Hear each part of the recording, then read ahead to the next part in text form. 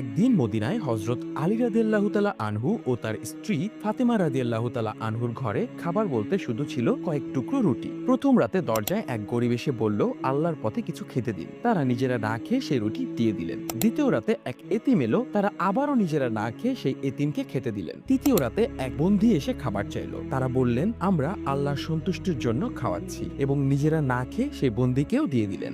এরপর আল্লাহ কুরআনে তাদের প্রশংসা করলেন।